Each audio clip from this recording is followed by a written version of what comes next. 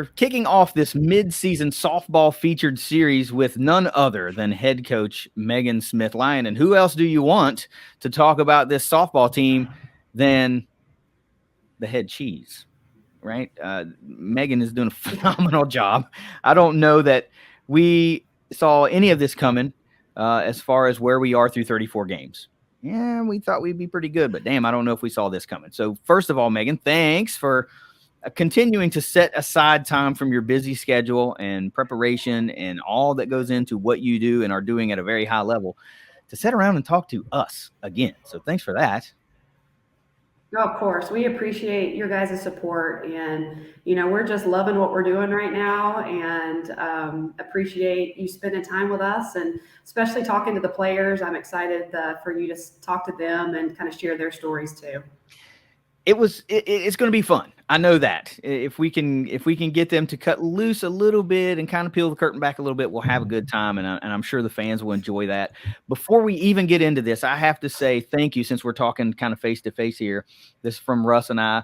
We were truly like humbled and appreciative that even the little tweet of ours that you guys put on that graphic for the record, setting the consecutive win streak was that was unexpected and was so super cool, man. And it may seem like a really small thing to you guys, but that was a big deal to us. And we don't even look for that type of recognition. It was just so cool. So thanks for making us a little part of history. That was so cool.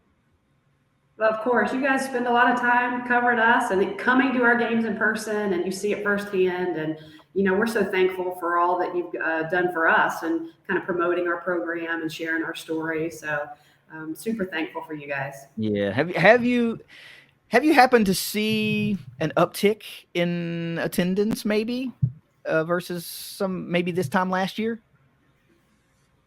Yeah, I mean, we typically get good crowds. We've called it Dot Magic for 2 years now because we've got great support at home, but we definitely have seen an increase in, people at our games, especially, this weekend we had to make some really big adjustments to game times. We played super early and we all as a staff sat in here and thought, man, I don't know if we're going to have a lot of fans. It might be a little different than what we're used to. And man, we were surprised. We were super shocked to see so many people out so early to watch us. And, we definitely feed off of that. And we love playing in front of our fans. So it was great to see everybody out so early. Yeah, it's something that we started talking about and featuring on the show because it seems like, from my view on the stream, it's full. The outfield's got a bunch of people. There's lots of full seats. And so we started highlighting the attendance. And I don't know if you're going back and looking at that stuff. I mean, you're busy enough as it is. But that series finale had over 600 people. And that's a big deal, I feel like. I feel like what you're selling, people are buying. Finally. They're finally like, you know what? I want to go. And then they go, well, I want to go back because that was awesome. Yeah, that's Southern Miss doubleheader on Saturday, the weekend before. Both games were over 600. It was like 641 and 671 or something like that. I love it. I go back to the very first time we talked to you, the very first time we talked to Corey, before we were gracious enough to have you for the first time. That's the thing you both said. Biggest thing you can do to support us is come out and watch us play. And people are finally starting to do that more and more, man. It's so great to see. Congratulations on all the success and what more success is coming down the pipe. I mean, I know there's bound to be more. This team doesn't even seem like they've hit their full stride, which is odd to think about because they're so daggone good. But I think you're kind of raising some eyebrows. You raise our eyebrows. I'm going to call you out a little bit here because a few months ago, you sat there and played coy with me and said, well, I don't know. Ask me in a couple of months. Ask me if this is good different in a couple of months. So it's time to pay the piper, Coach. Is this a good different? Yeah. Yeah. I mean, I think the answer is 100% yes. Honestly, before the season started, nobody can dream of this type of a start, and it's not even a start now. We're in the thick of things, and this is something you can't predict. And we knew we had a talented team, no question. We knew we had good players, but you really never know until you get them out there and you get them competing against other teams. And we had so many new players. A lot of people put in positions different than they were in terms of, Bub and Riley stepping in and having to be big pieces of the lineup. And, Autumn's now behind the plate. She played mostly third. And, Cam being healthy. And we have a new shortstop who's a transfer who, probably didn't have a lot of playing time her previous year. So there was a ton of question marks. So honestly, you never know. I mean, I said it in front of the entire athletic department at a meeting, ask me in a couple of weeks, you're going to find out when I find out how we're going to be this year. And I really, truly, honestly, that was the truth. And, we've been so excited to see our players develop and grow and progress and come together as a family out there. And those are the things you can't predict. You can't predict how they're going to come together. You can't predict how it's going to go down when you're against another team, when you have so many people out there that are new or inexperienced. And gosh, I've been so proud of how they've played together and how they fought together and how they've, really been progressing. And I think you're right. We haven't hit our top yet. We still got a ways to go. Here's the thing. We played this weekend. We won 3 games. We dominated in every aspect. And we looked at that and thought we could have done better. And so did our players. Our players thought we can do better, which I think that's a sign of a great team. That's a sign of hopefully continued success for us down the road here. Yeah. I can't just say refreshing, because we saw winning at a high level last year. We latched onto this team immediately when we started this show. And I'd like to remind you and everyone that may be listening, as we record today, we're not even a year old. Our show's not even a year old. And it feels like we've seen so much success from this sport, from your program, that it makes it seem like it should have been a longer period of time. It's a lot of success in a really, a 360 some day window now. But yeah, of course, we were candid about it when we talked to you going into the spring. We didn't know what we were going to look like. We lost a lot of production, and you highlighted some players that you were expecting to perform, and you highlighted some transfers that you were expecting to have an impact. And I just feel like you're getting all of it. Like, how is the blessings just keep coming for Herd softball? It's like, well, nothing fell short, and gee, many Christmas, 31-3 to this point. What the actual hell? How could anyone have seen that coming? It's phenomenal. It's phenomenal. And people ask me, how is it, like, what's the difference, or what do you attribute it to? And I can tell you 100% it's those 18 young women in that locker room. They're amazing. They're amazing. Amazing people, amazing players. They're great teammates. They're coachable. They work hard. They're hungry for more. They don't settle. They don't make excuses. They're a team. They're a team in every sense of the word. And, to be able to coach them and be around them. And I've been a college coach my entire career. I've never done anything other than college softball, being a college softball coach. And I can tell you that this team ranks up there in the top 2. I mean, wow.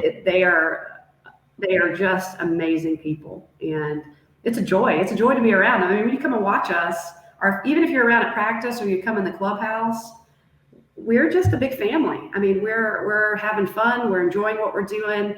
We're not taking ourselves too seriously. We're not, if people want to talk about a streak so what? We just go out there and play the game we love. I mean, that's what we're doing. And, I think it shows when you come and watch us play. And hopefully our fans see that. Hopefully that's why they want to come back, because they see how much we love what we're doing. And we're just having a blast. Sure are. Yeah, and Coach, I asked you before the season started if you knew what the lineup was. I think it's been tinkered with a little bit, but what you've settled into now is game in, game out, just about every game. It's the same lineup. To me, it seems like everyone is perfect in their role. What do you think? I mean, obviously you're setting it at the same thing every game. You think that that's a good lineup, but did it just come out of nowhere that, hey, if we move this person to here, this person to there, we'll do this better, that sort of thing? Give us a little bit of insight if you can.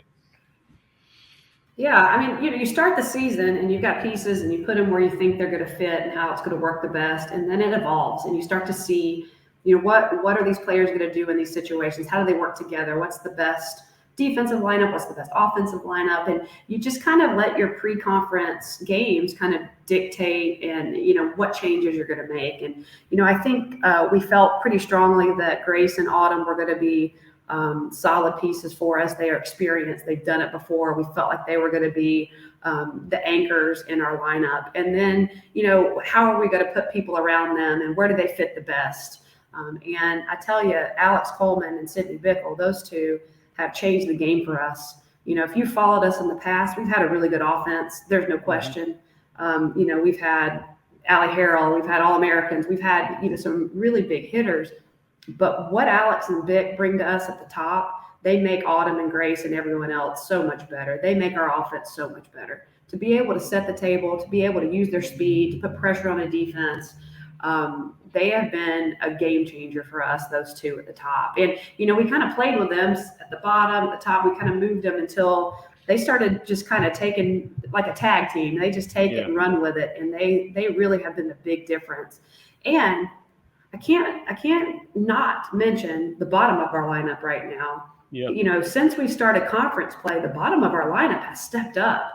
And, Brooklyn and Lauren, they've stepped up and done some big things for us in conference play. So when you're able to have your bottom start to do things like that and your middle strong and then you've got those two at the top, my goodness. I mean, that's why you're seeing what you're seeing numbers-wise and the success we're having offensively. It's just a complete 1 through 9 balanced lineup. We've got weapons all the way through. We've got power. We've got speed. I mean, it's awesome. It's so dynamic and so much fun to watch.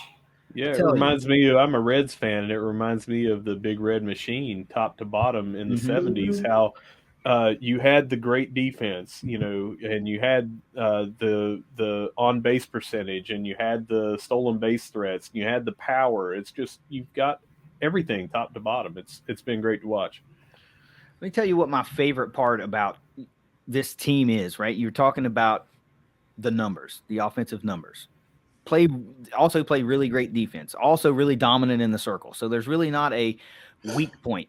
But the thing that doesn't show up on the stat sheet, right, is one of my favorite parts of this team, and it's this killer instinct to where if there's a sliver of light, I'm taking that base. If I can beat you to third because you're sleeping on a play, I'm taking that base. That, to me, is the greatest attribute that I love to see out of this team. You might see some other stuff that you love more, but as a fan of speed, I told you this before, I love base running. I love, manufacturing the runs. These girls have this killer instinct. They're not going to not set on an opportunity. They'll shoot their shot. Most of the time, it's a good shot. I just can't get enough of that. I can't get enough. Yeah, I mean, there's of the pressure that you put on an opposing team. Yeah, they're super aggressive. They have aggressive mindset. I talk to them. We work a lot with our base running, especially in the fall. And I tell them every time, we're gonna make mistakes on the side of being too aggressive. That's how we need to be. We've never been able to be that way here. We haven't had the personnel, and now we've got the team that we can put pressure on the defense consistently. And we can make it really uncomfortable for them, for the pitcher, for the pitching coach calling pitches, for the defense. And I think our players have done that. They've really bought into it.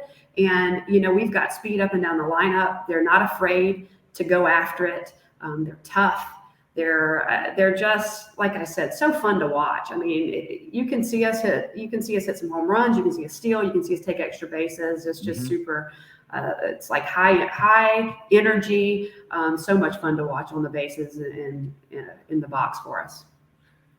Let's talk about some of your individual players, okay? Because there's some gals that are doing some really special things, and if only one of them was doing it and ranking really high in these conference standings in individual statistics, it would be like, man, that's awesome.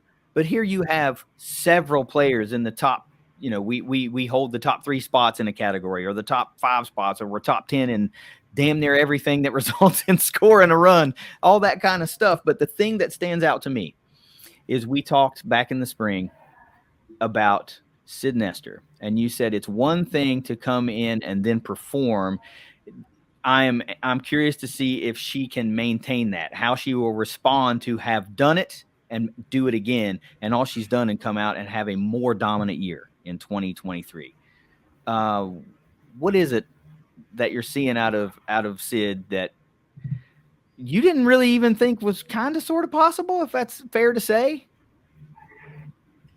Well, you never count Sid out, right? So, but here's what I know about her. If you doubt her, she's going to prove you wrong. And if, at the beginning of the year, she wasn't preseason all conference, coming in being the conference pitcher of the year last year, I think a lot of people overlooked her and kind of discounted her. And, she's the type of person that she's going to fight and she's going to prove it. She's going to prove that she is one of the best pitchers in the conference. And I think that's what you see. I mean, it is hard when you come in new and no one really knows you. That's one thing. And then to come back and have to do it again or even better, that's a tough type of pressure on a young person. And I think she's handled it extremely well. She has been tough in the circle.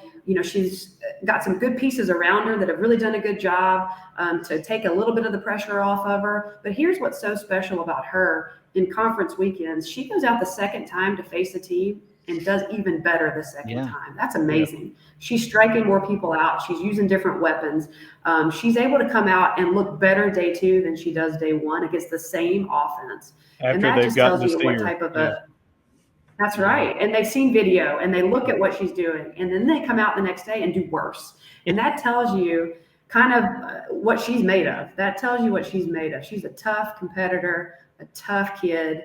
We are so lucky that Sydney Nestor chose Marshall. I mean, I can't tell you. And here's the thing, unbelievable talent, such a dominant pitcher, but what a wonderful leader she is this year. Not that she wasn't last year, but this year she has really stepped up and led our team and led that pitching staff. And that's made a huge difference for us in our results. Yeah. And as dominant as she has been in the circle behind the plate, her battery mate has been dominating in the batter's box and behind the plate, throwing people out and everything. Catching, has she still caught every inning of every game? Since the first weekend. The first weekend we had Emily Allen catching a little bit, okay. and then she suffered an injury. So Autumn's been back there every game ever since. Yeah. Okay. So tell me about how important she has been with these monster numbers up until, and she's still very close, leading in Triple Crown for batting average in the country. She's 3rd now. She's leading in RBI. She's leading in homers, clutch hit after clutch hit. Walking her because they just don't want to try to face her, and then that just puts more people on the base that can score. So how has she been this year? Well, I mean, she's the heart of our team. She's the glue out there. You can see that when you watch us play. She sets the tone for our entire team by her motor. If you come to the ballpark, you're going to have a good time watching Autumn behind the plate, running around, chasing foul balls. I mean, she's a worker. She is devoted to this team, to being a leader, to leading by example. She's the heart. Here's the thing too about Autumn, and I don't know how many people know this, but she broke her leg and ankle in the fall and was out all fall. Major surgery to fix it. And there was a question whether she was going to be ready to play or not. For other people, for us, we knew she'd be ready. She's one of those that, I mean, she was bound and determined to get back on the field. And, we said, man, I wonder how this is going to go. And then you think about that for a second, and then you think of who we're talking about. We're talking about Autumn Owen. She's superhuman. So she's going to figure it out. She's going to work her tail off, and she's in the starting lineup day 1, leading our team. She is the heart of our team. They call her our mama bear. She takes care of everybody. She's selfless. She's a servant leader. I talk about Sydney Nestor coming in and how thankful we are for her. Autumn Owen, too. The first time I talked to her on the phone when she was looking to transfer, I think we talked for maybe an hour and a half to 2 hours the first time. And I got off the phone and said, that's the kid we got to get. She is an unbelievable person, heart and soul, selfless. She's wonderful. And I put on my Instagram, I don't know if you follow me on Instagram, but we play at Liberty. She hits this ungodly amount of home runs, breaks this record, and she's loading the bus for everybody. She is under the bus, taking everyone's bags, loading the bus, and she does it every single trip. I mean, you can't ask for a better player, better teammate, better leader than Autumn Owen. No doubt. I mean, that's the good stuff. I use that term a lot. That's the good stuff. Too often, you probably see that player, not her, but players of that caliber do those type of things and then expect other people to, not pitch in other areas. And to hear that's one of those things. That's the good stuff. That's the stuff that makes you feel good in here. You see it on the field, and then you feel good in here about the type of people that they are. We also talked about how big it was going to be for having Grace decide to come back for another year. We knew that was a piece that was going to be important. And if you want to whittle things down to a stat line, fine. A lot of people do that. We can do that and then talk about everything else that Grace means to this team. But if you look at all of her stats from 2022 versus 2023, she's up big, and not just offensively, but also defensively. And she's performing in other areas that's just not getting on base. It's also scoring. It's RBIs. It's kind of everything. So we saw Grace kind of catch fire at the end of the season, right? So a Conference USA tournament type deal. She's had a stronger latter half of the season. We knew she was going to be a big part. Now she's coming out. She's starting in center field for you, batting in what some would perceive to be a daunting spot behind Autumn Owen. And here she is taking it head on and not just meeting that expectation, but oftentimes exceeding that expectation. What the heck is in the water around the dot that's keeping Grace Chelman performing so high? Well, I think Grace believes in Marshall. She believes in what we're doing. She loves this place. She loves to play and loves her team. And here's the thing, she's the grittiest player. She is the grittiest player when you watch her. So I love it when they want to walk Autumn, because you're putting the bat in our grittiest player's hands, who's going to take it personally, and she's going to step in the box and she's going to fight you. She's going to fight you to get on base, to prove you wrong. And, I think, what goes unsaid a lot is her defensive performance. She's our best defensive player. She's amazing in center field. She is really taking control of our outfield. She's leading that position, that entire position. She's like the quarterback of our defense out there, talking and moving and making great plays and making smart decisions. And, I'm just so happy for her. She's kind of come full circle. Started out her career somewhere else, didn't go very well, came here, has gone through the ups and downs here with COVID and all of what that entailed. And she stuck through it. She stuck with us. She came back for her final year. And I'm just super proud of her and seeing what she's done, what she's doing so far. And she's got more to do. I mean, she's a great player, great kid, super gritty. Love watching her play, love being her coach. Yeah. I can tell that's a two-way street. These players look like they don't want to play for anybody else. It's never I don't want to be anywhere else. I want to be right here. And in the world we live in collegiate athletics, where transfers come and go, and sometimes it seems like they go at the slightest inclination of adversity, we're not seeing that here. In fact, we're seeing people drive into Huntington to want to be a part of what we have going on. And we've just put a little spotlight on three players, and all of them said, well, when she came here, when she transferred here, and she transferred here. I think that says something. It says maybe prospects ought not to be so quick to scratch the herd off the list. And then also, this is a place that you can come and succeed because of what we have in place. Your staff, your approach. I tweeted this just the other day when you guys were talking about the camps. A 91% winning percentage is not an accident. So you guys have something going, and I can't commend you enough on the approach you take, the love that your players have for whatever you toss at them. They can't seem to get enough of it. Whatever it is you're doing, it's working, and they love it.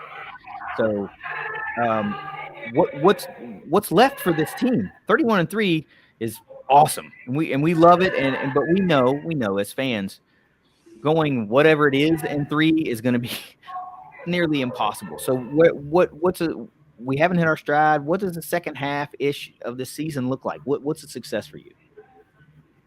Well, we take it day by day, and it's still early. That's crazy to think, right? We played 34 games and it's still early. We got a long way to go and a lot of great teams that we need to play. And, it's going to be a test every single weekend we go out in conference play. Sun Belt's no joke. I said that at the beginning of the year, and I believe that. I mean, it's a really strong conference, and, we're going to play some really tough teams every single weekend, and we just have to take it day by day. I mean, we don't, I said before, a lot of people talk about where we are now or the streak or the numbers, or at the end of the day, that doesn't mean anything. What matters is how we approach every single day. And we focus on our process and being our best every day.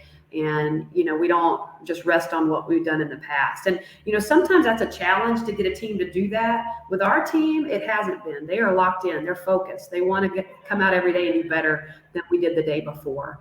We're not satisfied with what we've done so far. We want to keep pushing. And if we hit adversity, which we will, we're going to hit adversity, we'll be ready for it. We'll be ready to fight through it and continue to be together doing it. And I'm excited to see what lies ahead. I'm excited for the weekend at Monroe and see how we do down there. They're going to be a tough team, and it's going to be a fun weekend.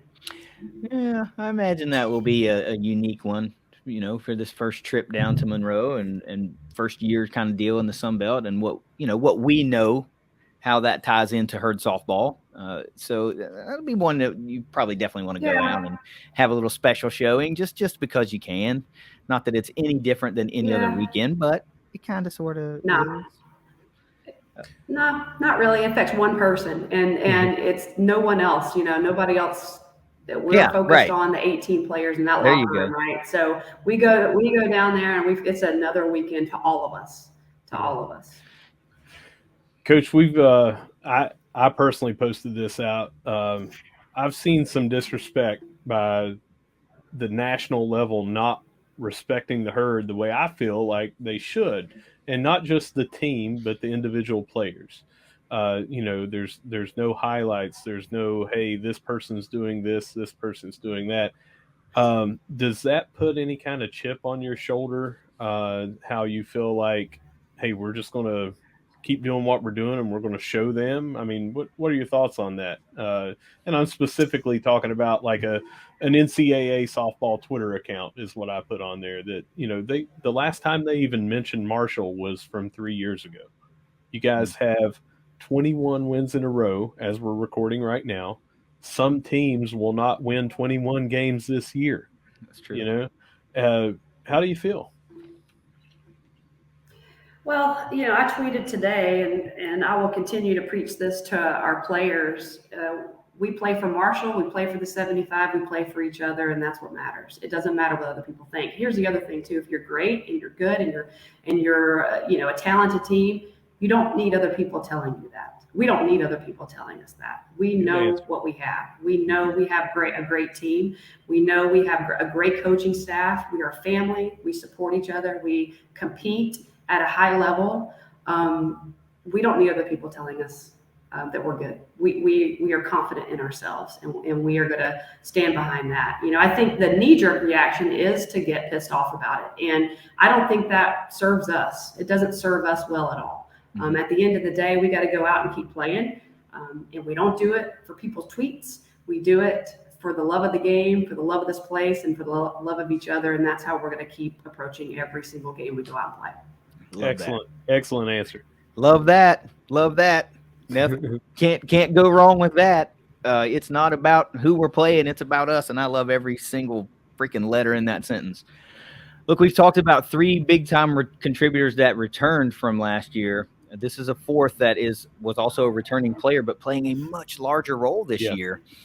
Alex, I mean, hey, we read the stat lines, and we were looking at all this stuff, and she's another one. Year over year, you're thinking, dang, a stolen base record. You're kind of flirting with that kind of deal, and that's, like you mentioned, was not really Marshall's game. We would steal bases when they were there, but this is like a part of the team now. This is that killer mentality that I was talking about earlier. She's flirting with a single season stolen base record. I mean, it's going to take some work to get there, but dang, you can't get to 59 or whatever the number is until you get to 35 or whatever she has. How about Alex Coleman out there patrolling in the outfield, not only on the base pass from an offensive standpoint, but also coming up pretty damn big from time to time out there making plays defensively? What has that young lady meant specifically as one that, in fairness, I didn't know what to expect from based on what we saw last year, and it's been a really delightful surprise. She is freaking awesome, and I love watching her style. Yeah, she is awesome. She, coming in, we thought she was capable of doing this. And last year, we had a lot of returners. It was hard to break into the lineup. She had some injuries, so it was a rough freshman year for her. Coming back, she was still kind of recovering from some injuries in this fall. Wasn't able to play in fall games. Don't know if you realize that, but she didn't play. We did a lot of one-on work. Her and I would go out, just me and her, and do one-arm stuff. And I mean, we did a lot of technical work this fall, and she put a lot of work into it. And man, she sure has taken off. And here's the thing about Alex: she puts the work in, but here's what she's great at. She is a student of the game. She is not someone who you tell her what to do and she does it. She's someone that studies, that knows what she needs to do, that can make her own adjustments, that we work together, her and I, to help her get to where she needs to be offensively. It is not just a coach telling her. She's a part of the process, all like 100% of the time. In fact, while I was out there before doing this, she's texting me wanting to watch video today. She is constantly wanting to learn and wanting to make her game better, because hers is all about finesse. And she is great at putting the ball where she wants to put it and using her speed. She sure has been a huge lift for us offensively. Her leading off, she's amazing. She has been doing an amazing job, not just getting on base, but then using her speed on base. She's using her speed in the outfield to make great plays. She's been a huge highlight for us this year. Yeah, she's so much fun to watch, as is most, if not all, of the players that you have. It's just like I don't know. It's a wealth of blessings, right? Because from a coaching standpoint, so you see the game completely differently than I do, because your expertise level is off the charts compared to what I could even pretend to have. But from that mindset, you've got to look across into the mind of an opposing coach and go, where are the outs in this team? How do you get the herd out? There's not that many of them. You kind of almost have to luck into some outs because your girls put it where they ain't, and you stack up runs by the bunches. So how do you dissect? Let me see how I want to say this. How are you able to evaluate your own team to make it even harder for an opposing team to find outs, if that makes sense? Yeah, it does 100%. I think we always look at it as how will the team prepare for us? And they all do it differently. And we do tons of video and watching how they're going to set up, especially for the slappers, for Vic and for Alex. We want to know how they're going to play them, so we can make adjustments to how we train during the week. They can do all of it. Our slappers can bunt, they can soft slap, they can chop slap, they can power slap, they can do everything. So what are we going to use the most from week to week? And it's different every weekend. When Southern Miss came into town, we had to really work power because they played really far in. Although Alex can still beat out a bunt, no matter how far they play her in, she's going to beat it out. But we adjust how we prepare, and I think that's the fun part of it, is the strategy and kind of working, guessing what they're going to do, and finding video to see how they're setting up and preparing for that. And we really work all week to be able to do that. Maddie Holub, our pitching coach, does our scouting and does a phenomenal job preparing myself, preparing our team for what's to come.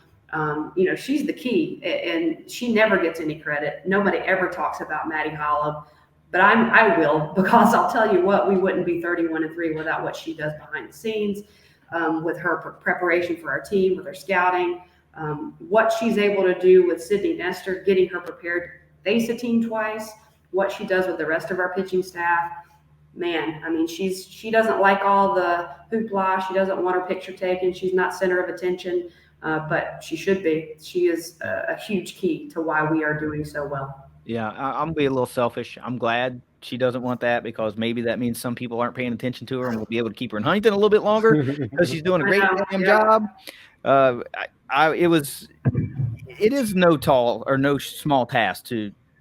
I can't even imagine getting in the mindset of having to pitch twice and then come out and be more dominant the second time after I know some of these hitters have seen me 3-4 times just 2 days or the day previous. It's pretty. It's pretty impressive stuff. So you can see the quick transition that we had here. Russ had to duck out and take care of some things, but Megan was nice enough to stick around and talk with me for a little while. So we just adjust the overlay. We're still looking cool and pretty swank. And she looks like she fits right in there as my co-host. Wait, I pointed the wrong way. There we go. She fits right in as my co-host. This is pretty cool. Megan, we've talked about some of these players that we have that are performing really high. We've talked about some of these players that are performing and exceeding expectations and kind of what it all means throughout this entire lineup and the success and how everything is meshing with everything. And it's kind of a perfect storm of herd softball right now. So that begs the question. We've talked already that they haven't even reached their potential yet. So how do we get better? How does this team get even better than where they are right now from this point to the remainder of the season? Well, I think it's just about continuing to focus on details every day. You know, when you get in the thick of a season and you start conference play, sometimes you start looking big picture instead of small details. And for us, it's continuing to trust the process and continuing to lock in on all of the small things that we as Marshall softball need to do to be successful, because every team has a different formula of what equals success, and we've outlined ours. We know it, it's clear, our players know it. So now every day we go out, we've got to recommit to those things, because it gets hard. It gets harder to do as the season progresses. So we have to recommit to those things every single day. And those of us that are doing extremely well have to find the little things to tweak to get even better. Those of us that maybe have hit some adversity have to stay mentally tough and have to continue to work the process to get better. So it's just finding the little things now and continuing to recommit every day on our process and what it takes for us to be successful.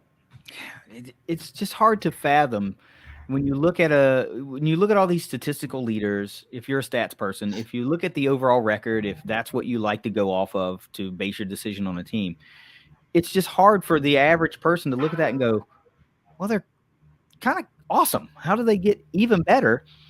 But it's what it's going to take, right? Because Marshall's going to start getting, I don't want to say figured out, but if you don't change what you're doing or ramp up what you're doing, a little bit of adversity is going to come. That's only natural to consider. But does it ever even creep into your conscience a what if? You know, is there even a what if moment, whatever that might mean on any given weekend? Not really. No, I mean, honestly, we stay locked in on what we need to do, and we approach each day in its own little bubble. And, you know, that it's a challenge to do that, but that's what we've committed to doing as a team. We're committed to showing up. And I tell the players all the time, the game doesn't know what we've done in the past. The game has no clue what happened yesterday, what has happened in the past 34 games. It'll honor the team that shows up today and does the best today. You know, it doesn't matter what records are. And, you know, I really think, and they hear me say it all the time, and you, at some point, you know, I hope they don't tune me out, but so far they haven't. I think they are locked in with that. They are locked in, and they know that we got to come out and bring our best every single day, because the game's not just going to hand us wins because we won in the past. And, you know, I think that they've bought into that. And when they come out here, they're wanting to get better and better, and they want to make the adjustments that we need to make from the previous games to get better. Well, again, it's working. We hear that cliche, one game at a time, and it's easier to imagine over the course of a season that might last 12 games. It's harder to fathom over a season that may last 50 plus games. You know, it's natural to look ahead and go, we got this series coming up, not just we've got this Friday, we've got one Saturday, or we've got one Saturday and two Sunday. To take a one game approach it's hard. I imagine that's really hard, and you guys are doing that, and it really is quite remarkable. It's only natural to look ahead. It's only natural to look behind you and go, look what we've done. But you're right, it means nothing, right? You want to go 1-0 every day. So another thing that we've been asking, or will ask to everyone that we talk to during this segment, is we use the term dot magic. It's now become synonymous with herd softball. You guys have really embraced that. You're owning it and you're displaying it for the world to see. But it means something a little bit different to everybody. So what does that mean to you? What does dot magic mean to you?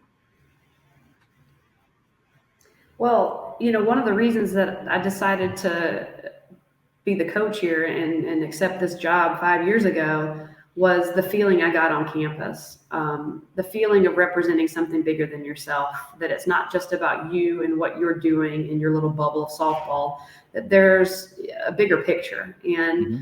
I don't think it's not like that at other places. And I felt that from the people, from the community.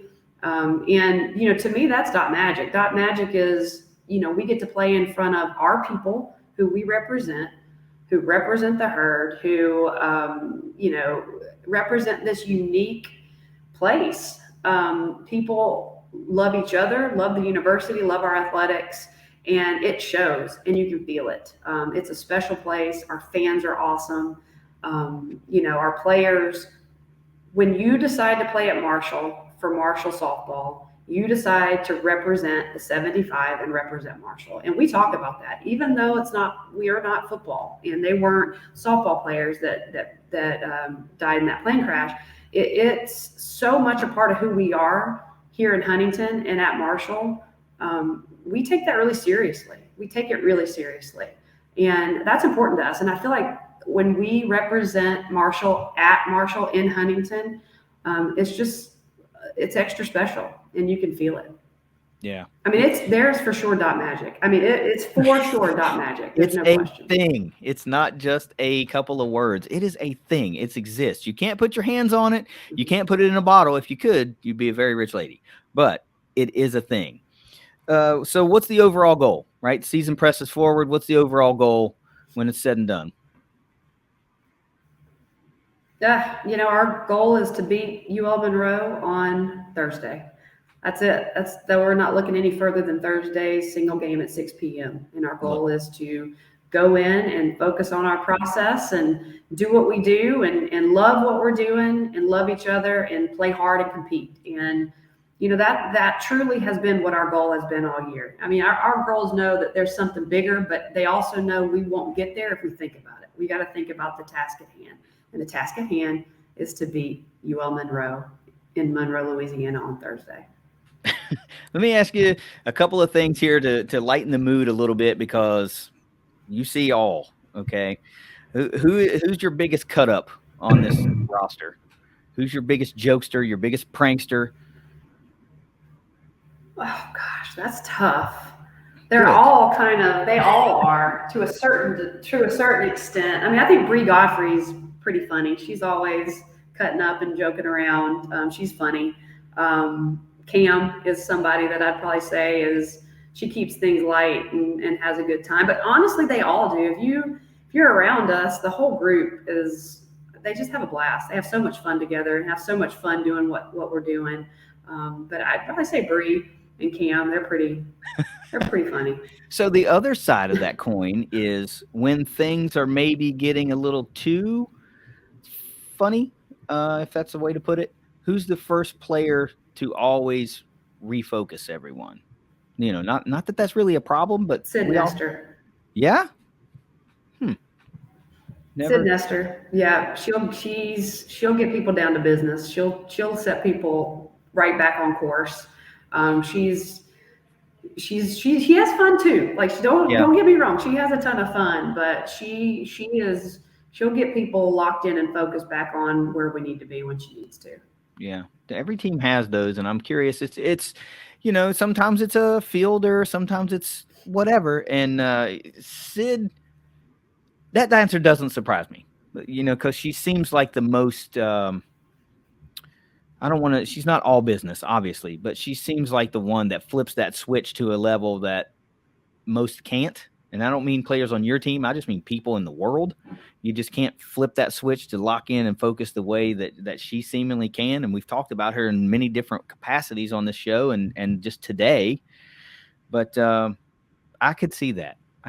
She's the yin to the other yang, and you guys have just found a balance that is so special, so special. Mm-hmm. We can't get enough of herd softball. Yeah. I mentioned this, privately, but you made a fan out of my wife. Like the very first time we come to see you in Florida, she was like, "I love this," and now every weekend the streams are going in our living room as we're doing the the weekend stuff around the house, and you made a fan of her, right? So if that's happening way down here, it's got to be happening up in West Virginia and in the surrounding closer areas.